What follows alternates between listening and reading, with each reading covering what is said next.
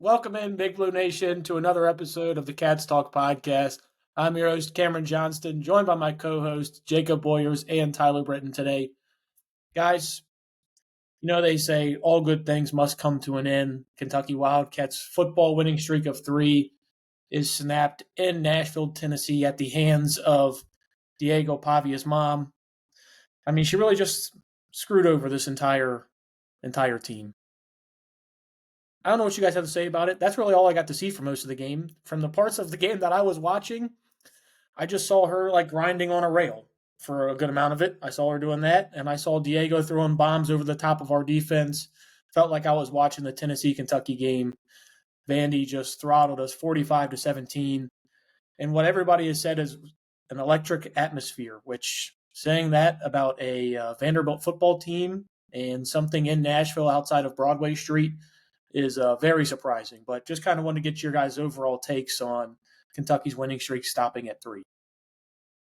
Yeah, I don't know what you say too much about the actual game itself. It sucked from moment one. It reminded me a lot of the South Carolina game a year ago where you were just never in it. The second you hiked the ball, it felt like Cutter was getting pressure. After a few weeks of let Bush cook, I think we left the oven on too long because everything was burnt and destroyed. So, yeah, Bush was not cooking in this one, unfortunately enough. No, not the strongest performance. It's kind of crazy just what a couple weeks can do with perception of kind of where you think the team is. Because, I mean, I told you guys, really once kind of we started to get into the thick of the season, like I felt like this was going to be a game Vandy was going to kill us. It just kind of felt that way. Being Diego's senior day, you kind of thought he would come out there and ball out, and then as we sipped that blue Kool-Aid, we started to have some different opinions, and I was dumb enough to predict a win. But I mean, 45-17, never even really felt like you were in it. Honestly, if you would have told me to guess the score if I turned it off in the fourth quarter, I would have thought we lost 70-7. So or 70-3, I guess is what we had at the time. But yeah, Vandy, I mean, they took Diego out towards the end of the third quarter. So, and he still threw him 600 yards on us. And yeah, bad all around. I mean, defense was atrocious. Again, the offense was. There wasn't really one positive to take away from Saturday. I mean, the only thing I can give you somewhat positive, if I'm trying to spin it with those blue tinted glasses, is that, I mean, 4 of the guys in the secondary were out? I mean, then again, you kind of knew that coming in. But JQ's getting cooked. Dude, I told Tyler while we were watching that game, I was like, my hand is fully up to the sky on that one. I thought JQ was going to have such a better season than he's had, and he got cooked from the opening drive and really just has not been JQ's year, what I thought he was going to have. So I'll put my hand up on that one. I called that one wrong from the get. JQ has definitely been disappointing, but for Diego to come out here and throw for 484 yards against you, at some point it's a pride thing. Like, I get we got freshmen out there who haven't played much. I get you're missing a lot of guys, but dude, 484 yards. I mean, even the Tennessee offense didn't throw for that much against you. And I mean, these Vandy receivers aren't anything crazy. Diego's had a great year.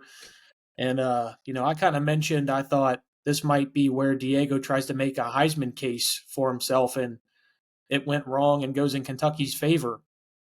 Yeah, that was anything but in this game. If anything, he really just padded his Heisman resume and probably put himself a little bit more in the conversation for that now. Yeah, I mean, tough look for the Cats. And to be honest, I think we were riding a high for a little bit if I'm looking at, just from my perspective here. I look at the last few games and don't get me wrong, it was really nice to be on a streak. And anytime you have a streak and you're beating SEC teams in the mix, it's pretty impressive on its face. But, we're looking at starting the streak there, beating Auburn at Auburn, the final day of their head coach there, and then we play Florida, and they had just fired their coach as well. So we beat 2 SEC teams that were in shambles for their coaches, where the coaching staff was, and then we play Tennessee Tech. So we win 3 games. Don't worry, again, against 2 SEC teams, one of those on the road, and then a Tennessee Tech team.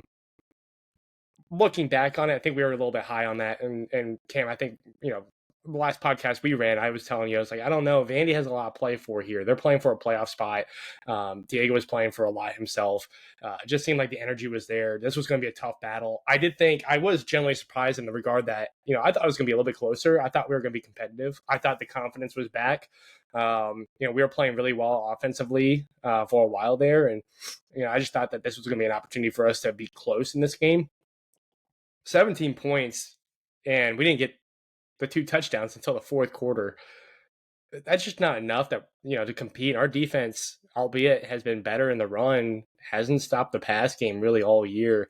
I mean, we were looking pretty bad even from the beginning against Toledo. Again, we talked about that last week too, was just we were lucky the Toledo quarterback couldn't throw the ball.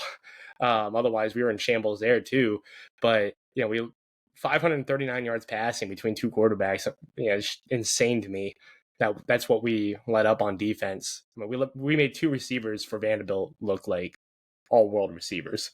They might be drafted in the first round next year. I don't know. That's what it looks like. Just a tough look. Again, I think I'll use Jacob's terminology there. I think we let Bush cook too long. I can't even put it all on Bush. I think they also just played a better defense that they played for the last 4 weeks. But, I think we rode it too long, and I think we finally met a match. This was not the game we were going to win. I was kind of shocked that we lost by this much, but I didn't expect to win this game either. So, yeah, I mean, I definitely agree with you. I think we kind of were riding a high, but also in that same, I don't want to discount those Auburn and Florida wins, because that same Auburn team took this Vanderbilt team to overtime and put up, 38 points against them. That Florida team without their head coach, took Georgia to the final play. I mean, those were still, this is the SEC. Any team can do anything any week, and that's kind of why the conference is so great and so just that's why it is the premier conference. So I don't want to discount those two, but I think I prefaced it a lot before the game, just saying there are certain guys that you need to have out there. You didn't have Alex Afari. That's obviously the captain of your defense. You didn't have DJ Waller, which, I mean, we're at the point, Jake, what's DJ Waller played this year? 2, 3 games? I mean, you're looking at, I think he's already been redshirted, but I mean, good Lord, at this point, don't even set him up for the Louisville game. Maybe you can see if you can squeeze a year of eligibility, go get Diego Pavia's attorney, and, he's gotten his 50th year, so maybe we can get another year for DJ Waller. But I don't want to discount what the team did during that 3 weeks. Granted, I would have loved to have seen it play out and go a better way this Saturday. But I also think you saw what a good staff does when they have a bye week to prepare for an offense. They obviously saw that they wanted to speed Cutter up, get him off his spot, and force him out of the pocket. And they did. They brought extra guys. They were able to and actually made this offensive line look a little worse than they have throughout the entire season. This is probably one of the games where they looked the least efficient that they have. I think basically what I saw the most was I tried to talk myself back into maybe Mark does have something coming back a little bit. Maybe there is a little invigoration. And then you look at this game and you're like, no, actually, that's what a good coaching staff does, having a bye week. Instead of when we're talking about a bye week, we're like, oh, well, you can chalk that up as a loss. I think you saw Lee and that staff really take advantage of having the extra week to prepare, get healthy, have a game plan in which, I mean, guys, we got to talk about it at some point. Cutter on the road, completely different animal than Cutter at home so far in his young career. We got a big game this week on the road.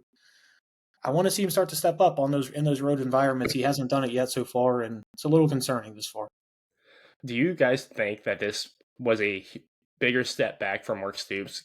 Considering, Cam, you and I were talking about last week how I almost felt like Mark kind of sealed the deal with his return for next year if he wanted it. And I'm not convinced that's fully gone in my own opinion, but it almost seems like he went right back to where he was before the 3-game win streak, where fans are just now like, oh yeah, this is what we were seeing all year. We kind of got hoodwinked, got our hopes up again. But are we back to where we were before the 3-game stretch there as a fan base? I think majority of the fans are, yes. Yep. I think the fans and donors are the two different parties here, though. I think the fans have been there. I think they enjoyed this 3-game winning streak because it's been so long since we've, won on the road, won an SEC game. We had that Auburn game, of course. The last time we had one was against Ole Miss the previous year, and then beat an SEC team at home. So I mean, you ended 2 streaks there, and you look good doing it in both of those games, especially on the offensive side of the ball. And then the defense, it's really stepped up. You started to see improvement from young guys. You started to see like what could happen and what this program could take the next step. And then you kind of come out here against Vanderbilt, and then you're reminded about everything, every reason why in which you don't want this regime to continue. I think the fans would have him gone by the end of the season, unfortunately. And think we can get into a bigger talking about this. I think unless they lose to Louisville by like 3 scores or more, I think Stoops is going to be the coach here if he wants to be, because I just don't think they're coming up with the $36 million. Yeah, I fully expect, Stoops to be back next year, kind of regardless of what happens on Saturday. And, even if they win, I think I said it a few weeks ago, like he's earned that right to come back for a year if he gets this team to a bowl game, but that doesn't necessarily mean I'm going to be excited about it. The bigger thing about like this game is, I just kind of wish I would have stuck with my gut when we mentioned it briefly when we were talking about basketball game. I told you, like, I didn't look too much into that Vandy and Auburn game just from the simple fact of Vandy played 4 really good teams and, high pressure leverage games the 4 weeks leading up to that.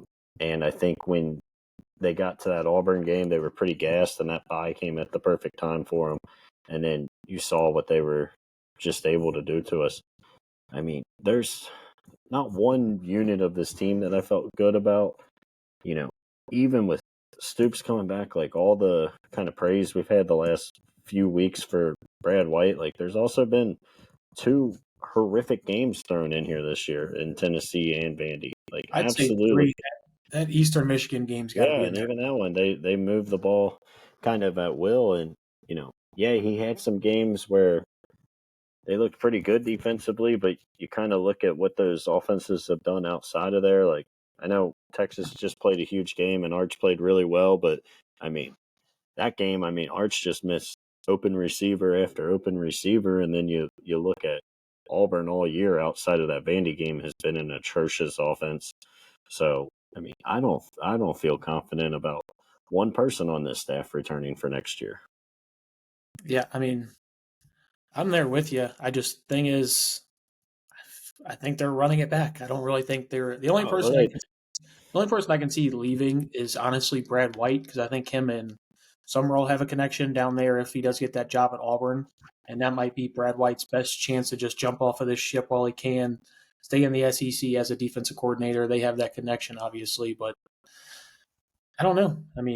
Like I said, this is kind of the worst spot to be in because Jake, I will push back on you on the fact of like if he goes 6-6 and gets to a bowl game, like I don't think that should just warrant a coach being here and like he gets the chance to stay. Like I Yeah, get, I'll clarify. Like, yeah, I'm not going to be excited about it. I'm not going to think the future's bright and like we're building something. But I do think with kind of where our expectations were coming into the year, where we were last year, and that in my opinion kind of warrants like another year. But I do agree with you that like I don't feel good about it. There's not going to be one thing for me that next year I'm going to be super excited about or think this team can make a run, unless it's just Cutter takes like some huge jump and this offense completely clicks. But yeah, I will not be excited. I'll probably come in and we'll be talking before the year and I'll have a similar output that I had this year. The other thing I got to talk about, and this is just more so a rant with just everything in general. I said it before the season, and I'm going to reiterate it again. This schedule is not that bad. Like the way people talk about this schedule and talk about how like there's just non-winnable games on it and this and that. For an SEC schedule, this is probably the best case you could have gotten it. And I said this before the season when we were talking about it. So this isn't just like hindsight 2020, but that was back when we thought Texas was the best team in the country, and I still said this schedule wasn't that insane. And now you look, Texas was a lot worse than we thought coming into the year. Auburn was obviously really bad. Florida fired their coach. Vandy's probably better than we thought, but like Tennessee, I know their record's decent, but like I don't think anybody thinks that they're a Georgia level, kind of team. And I just think, even that Ole Miss game was winnable. As good as they are, you caught them early in the year before Lane really had that offense kind of rolling. Like for an SEC level schedule, this is probably the easiest one that we're going to look back in 5 years and say that it's probably the easiest SEC level schedule you can play. Yeah, I mean, still, like all of that being said, you're still looking at a potential of playing 4 playoff teams. So I mean, there still are. Like I said, I think the problem I've had the most with so far for this team was that South Carolina game. Like this South Yeah, Carolina South Carolina's really bad. might be the worst team in the SEC, and I You got mean, ran. I don't know if that's really even that big of a statement to say, but that's the fault that I think I've had the most with the staff. It's also just like it feels like throughout this Stoops tenure, we have these big runs of wins and we have these big runs of losses. It seems like we can't handle adversity throughout the season. This is one of the first seasons I think I've seen where we've started off really poorly and finished strong. Usually, we start off 5-0, something like that, get something going and then crash towards the end of the season. This is the first year where I've seen the ability for them to bounce back. But again, you still did bounce back against 2 of the bottom teams in the SEC. While they're still SEC teams and can put up good fights against other teams, they still are at the bottom pecking order. Both of them don't have a head coach right now, and I think that kind of speaks to a lot of what we need to say. Is like we're sitting here talking about, oh, we had 3 in a row. Yeah, but the teams that we beat, and again, I don't want to discount it because I just spent a minute talking about why we shouldn't discount it. But those were also teams that were bad enough to fire their coach midseason. And we're talking about, oh, if he goes 6-6, he's got to stay. And for this year, strictly because of the buyout, I will agree with you. Yeah, don't get me wrong. I'm not saying he's got to stay. I would prefer for him to leave. But to Yeah, your I point, just want to make I don't think anybody, at least on our panel here, thinks it's better for this staff to just run it back another year. I mean, you look just over the weekend, outside of just the beating that you took in Nashville. I mean, you lost your highest recruitment in Jordan Crutchfield. He decommitted from Kentucky, and they lost a 3-star as well over the week. You're looking at a recruiting class that's ranked in the 60s right now for next season. And the only thing, like, I'm already starting. I listened to Stoops' show on Monday. He's already got some of the excuses lined up. Well, we don't have the money to go after the high school guys, so we're going to go for JUCO. It's like, dude, like, I need something from you, man. I'm already tired of you building up the excuses for why this recruiting class isn't as good as it should be. In no way should a Kentucky program that's in the SEC be outside of the top 30, 35, even worst case scenario for high school recruiting. I'm at the point now where I know what's going to happen. They're going to play a tight game against Louisville, whether they win, whether they lose. They're going to run it back with Stoops, using the buyout as that reason.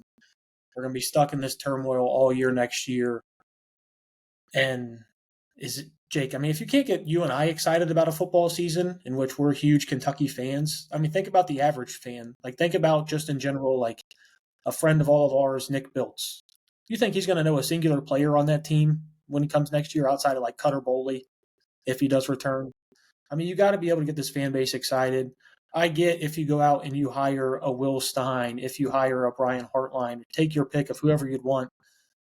It might not work. Yeah, it might not, but this isn't working. I get there. I will say, but we got to figure something out.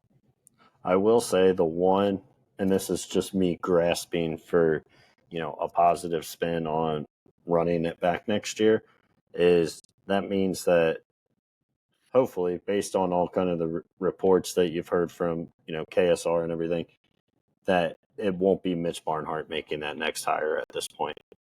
And, I just think you need new life in the athletic department from the AD down.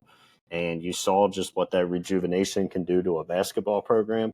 And I think if you have whoever your next AD is, whether it's Dwayne Peavy or potentially Mark Hill, whoever it'll be, hopefully they can come in and have just kind of a new outlook on it. And I would like to see one of them as the AD that's going to be here with that coach and be tied to that coach. I'd rather them make that hire than, Barnhart make it here in 2 weeks and then, put in his resignation at the beginning of January. So I do. That is kind of, again, that's just me kind of grasping for any type of positive spin, but that's my spin, and I would assume we'll talk about Barnhart a little more here in a little bit, but that's kind of the one positive way I can try to spin, next year. I will say one thing about Mitch Barnhart, and I mean, this could probably be a topic by itself, but Mitch has probably one of the hardest jobs in all of college sports when you're talking about not only is he in the SEC, so you have expectations for your football team, but he also has one of the biggest basketball brands out there as well, and he has to manage that with everything going on too. And coming from an era previously where college football was kind of different, and Mark Stoops was that era coach back when he was getting the contract, so it was kind of a weird time for that too. I get that there's a lot of grief going on Mitch Barnhart right now just because of the buyout situation. I think he's in a really just a tough spot. I'm not sure if it's 100% fair that all of this is going on him, albeit that he is, ultimately takes responsibility for the contract and everything like that. Like he has to own up to it because he's the one that did it, but it also was just a transition of the period. And Kentucky is just that school. Like I think of Ohio State, for example. Ohio State just has to worry about their football program. They don't have to worry about their basketball program as much. You look at other schools, they're pretty much the same way. They're either basketball or football. Kentucky's kind of a weird sport where they're kind of both, and that's at least that's my take on it. I just caution fans from putting a lot of it on Mitch Barnhart. That's a really tough spot that he's in. I'm gonna go ahead and jump in here, Cam, because I'm gonna strongly disagree.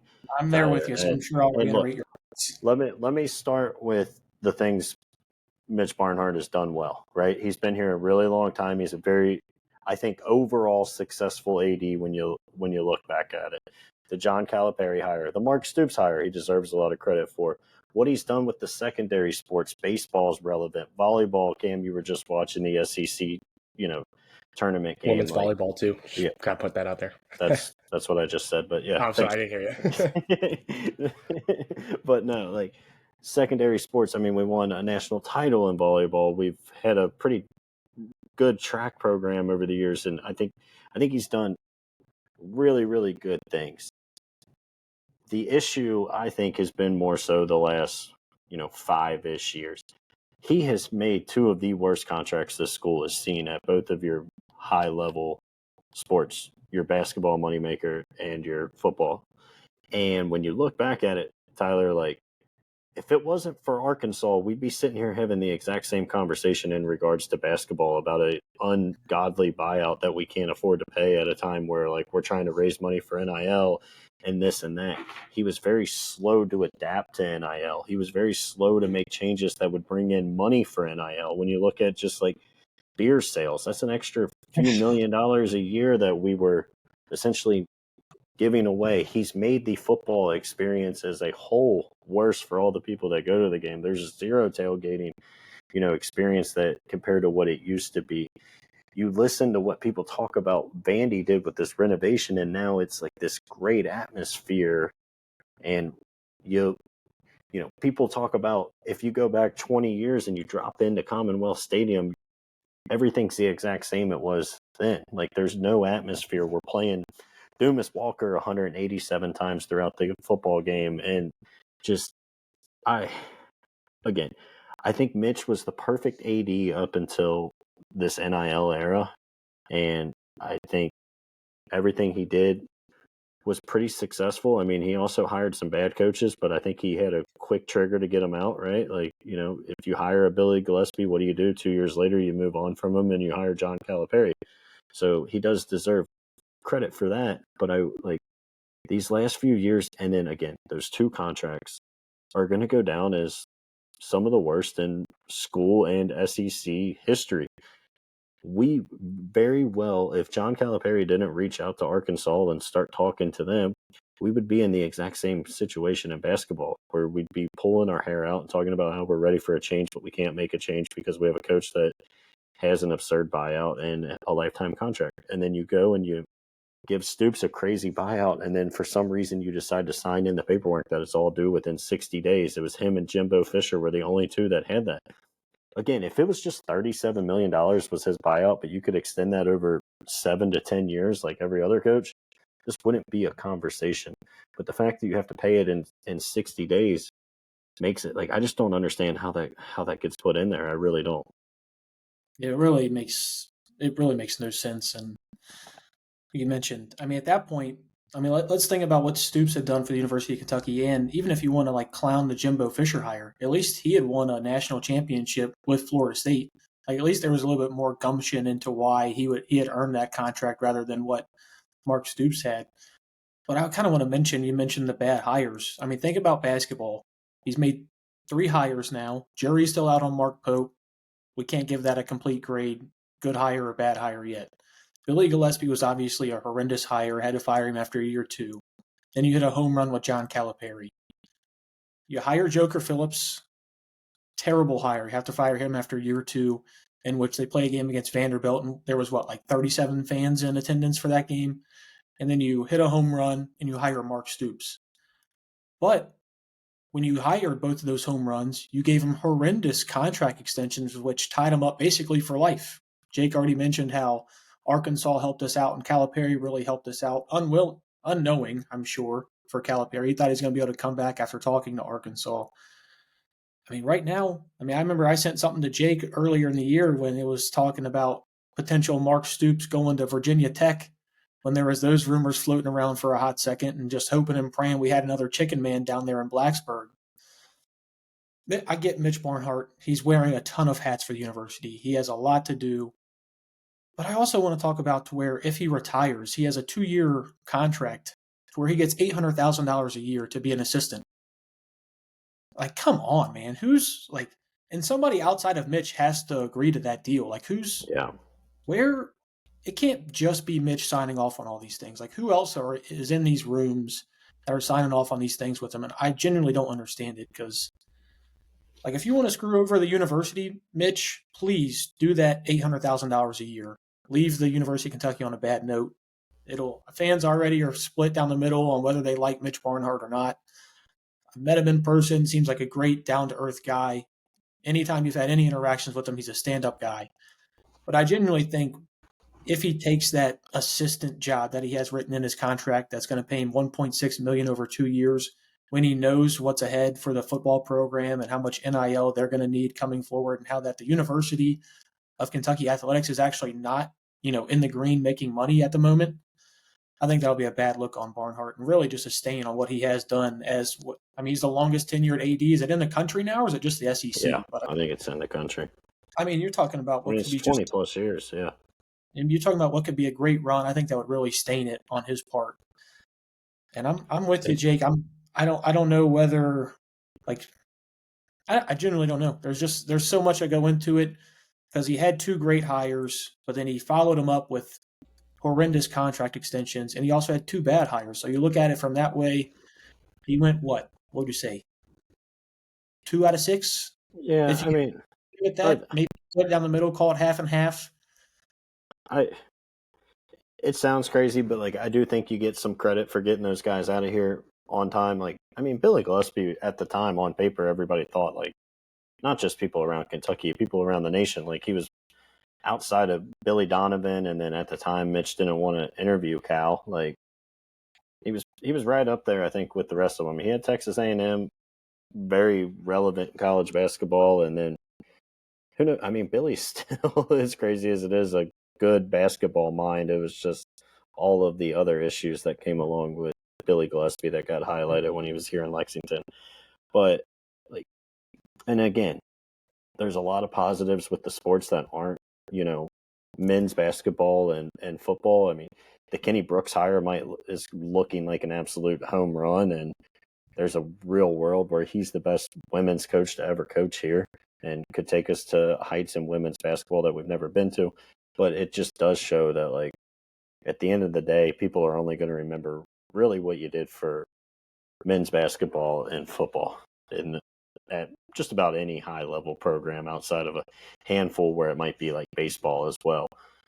But Yeah, the contracts, like, we're again looking for some sort of a bailout of his poor contract, whether it be a some donor decides to write a $37 million check, which I don't believe will happen, or Stoops bails him out and pretty much either leaves for another job or says I'm going to retire and you can pay me 20 million over the next 2 years if we just wipe our hands of it. But like, again, we're forced to sit here with our fingers crossed hoping for a bailout because of a horrendous contract that we negotiated. Again, the contract could have been the exact same. Everything could have been the same if you just would have spread out the buyout. None of this would be an issue. But the fact that you put 60 days on there makes it to where you're handcuffed. Yeah, and I do want to kind of highlight there with the women's, with was Matthew Mitchell, right? Was his? Yeah. I was And making then sure. Kyra. Yeah. So again, 1 for 2 there, and we all think here that Kenny Brooks is going to be a great hire, and he's done fantastic so far. But I think you would still have to say the jury is still out for Kenny. And then the baseball program, I don't think people remember this. There was like a 7-year lull where this baseball team was not making the NCAA tournament. I mean, we hadn't been to Omaha for however long. I mean, even in those auxiliary sports, like, I get what you're saying. Like the volleyball team looks good. I mean, Craig Skinner is doing a fantastic job there. The cheerleading team is the best in the country and usually is. But I mean, the ones that drive in revenue and the ones that bring in money, he's shooting Yeah, about 50. that's what you're And going to be remembered for. I don't think 50% is good enough, especially when the 50% comes with ridiculous contract extensions after. But we're going to have probably a whole off season to talk about that and, whether he does step down, whether, obviously you mentioned people on KSR reporting that, or at least that they think that's what's going to happen. But guys, we do have the Governor's Cup. Obviously, this is like two limp dogs coming into a fight here. You've got Louisville, who's lost 3 straight. They're going to be without their star receiver, Chris Bell. Out is their running back, Isaac Brown. And then you look over at the Cats on the defensive side of the ball. I would assume DJ Waller's done. Alex Afari, I know he tried to give it a go last week. Maybe, this is going to be his last game he can play in college. And if you were going to fire it up for one last go, I can't imagine the Governor's Cup not the one to do it. But, guys, what are you thinking? Because Louisville's looked terrible the last couple of weeks. Obviously, the Cats got stomped last week. Both teams are limping into this game. But it is a huge rivalry. And, guys, this sets the UK-U of L rivalry for 2025. Right now, we're 1-1. Men's basketball team lost. Women's team comes and gets some redemption. Cats need a win here on Saturday to go 2-1 for the season and give us the bragging rights. So what are you guys thinking about this matchup on Saturday? Yeah, Louisville looks like they have absolutely quit. And these, as bad as we looked on Saturday, they looked horrendous against a not as good SMU team. Now, Jake, can I say something real quick before we leave that game? Bring it. There was nothing more satisfying than sitting in the University of Louisville at the KFC the KFC Yum Center, sitting there in the media room, just watching all those Louisville media members watching that game, and me just looking and being like, listen, I know we play later and this might happen to us, but I love seeing this look on your guys' faces while the soul gets taken out of you. And then what did Clara Strack, Tiani Key, and those ladies do? They took the soul out of them again, left their L's down all over the place. But continue, Jake. I just need to get that in there. Yeah, no, I love it. But yeah, I mean, they have absolutely quit. And what is kind of the one thing at times we've said about Mark Stoops? This team hasn't quit. And I told you after Auburn and after Florida, I had underestimated and forgot how much Mark Stoops can motivate a team.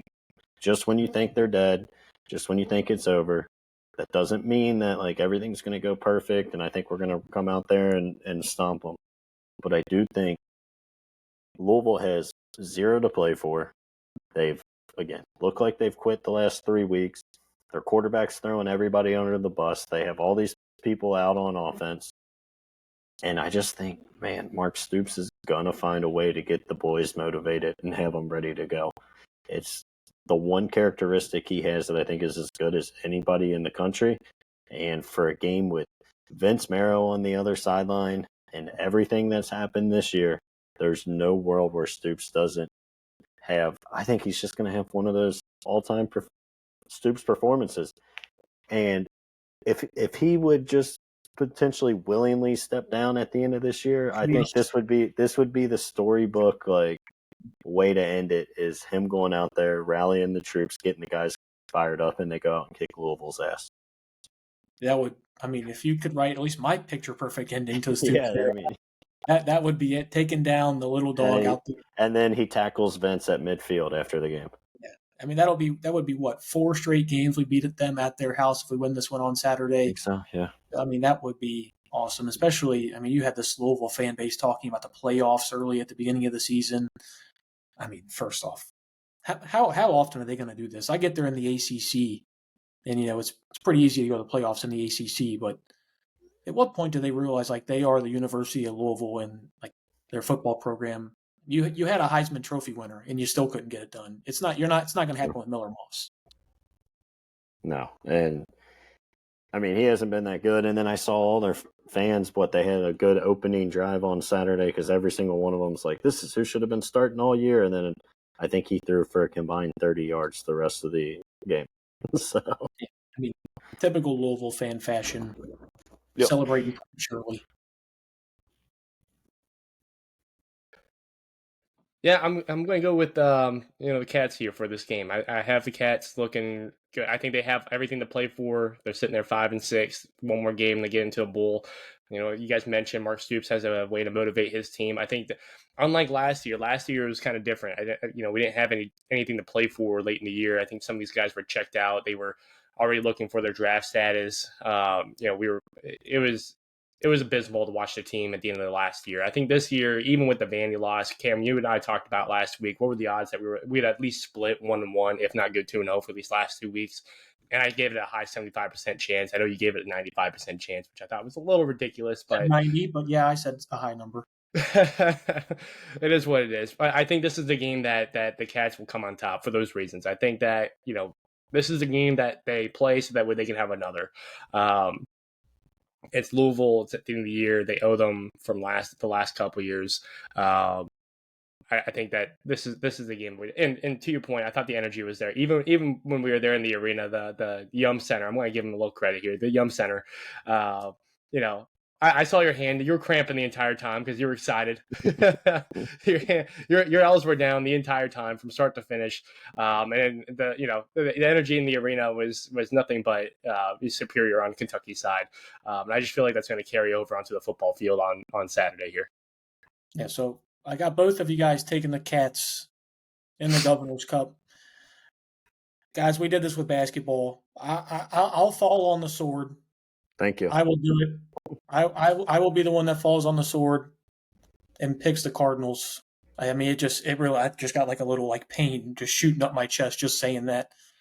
I'll fall on the sword for the pod here. I'll just say, I mean, I really don't know why.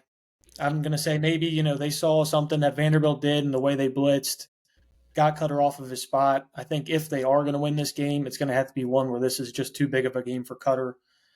Honestly, and I think I've been pump the brakes on Cutter. I really do like him. He's still got a lot of growth to do. I think this might be one of those games. We saw him in this game last year. He was horrendous. Granted, he's got a full year under his belt, some more SEC games that he's played. I think maybe the game's just too big for him like it was against Vandy on the road in a hostile environment. He wants to get back at Vince for leaving, taking some of the recruits with him. I'll fall on the sword for you, fellas, and I'll take the Cardinals to win this one. All right. What's the score? I guess we all need to go around and give scores here. Boy, what's that's yours, Mr. Cutter hater?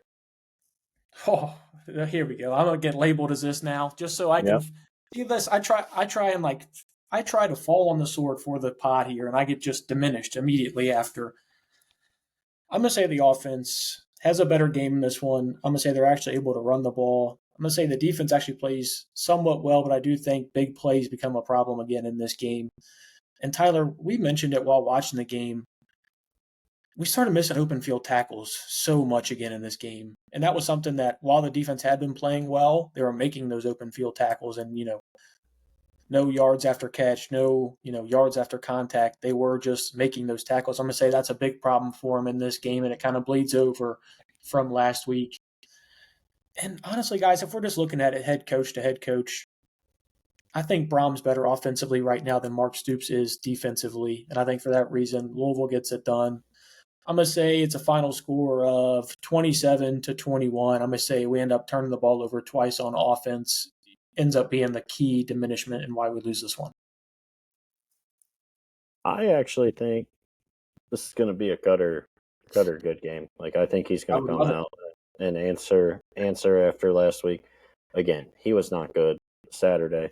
I do think that O-line, that was as bad as obviously we've seen him play all year. That had remnants of last year. Everything that felt like we've kind of built for, at least in the first half. That first half was as abysmal as we can see. And real quick, can I just give some props to Cutter for his toughness? Again, I know he didn't play well, but you're getting your ass kicked in that game. You're getting hit left and right. You get knocked out of the game. I don't think one person really, even probably the fans, didn't even want him to go back in there at 30-3 or whenever he came back in, but he wanted to go out there and play. So again, there's a lot more to playing quarterback than toughness, but I do got to give one little prop. That was probably the best thing we saw last Saturday. But I'm going to say Cats 31-27. Yeah, I think you guys are going a little high for me. I think it's going to be a little bit of a closer game. I don't know if Cutter has the game that we hoped, just because it's a big game, big moment. I just don't think he's going to have it in him to go put up 4 scores, 5 scores. I see us scoring. I still have us winning. It's a little bit of a closer game, 24-21. I think that we're able to kick a field goal. Shockingly, because I don't feel like we've been the most consistent at kicking, but I think that field goal makes a difference for us to win the game. I do like that Tyler said he's going to pick a much closer game and picked 1 point closer than myself. He does this week in and week out. He's talking about how he doesn't think Cutter's going to be able to score as much as we. Yeah. He literally just picked the exact same score that I had for Kentucky scoring 21. I don't know if it's the fact that he just doesn't listen to our score predictions and he just has the same little. Or me say, hey, volleyball's really good under Barnhart, and then get an instant. You got to mention the women's volleyball there. Yeah. I see it being more Dante Dowdell carrying this team. Let's put it that way. Yeah, well, if it is, then I will guarantee my what I just predicted will come true for this one. But guys, do you have anything you want to say before this matchup for the Governor's Cup? Obviously, we got to take down the little dog. Just L's down, man. I mean, and I will say, I will say one more thing about this Louisville team quitting. Is it not like a little weird for you guys that like the second Brom started to get mentioned for Penn State and a handful of other Florida is exactly when their whole season fell apart?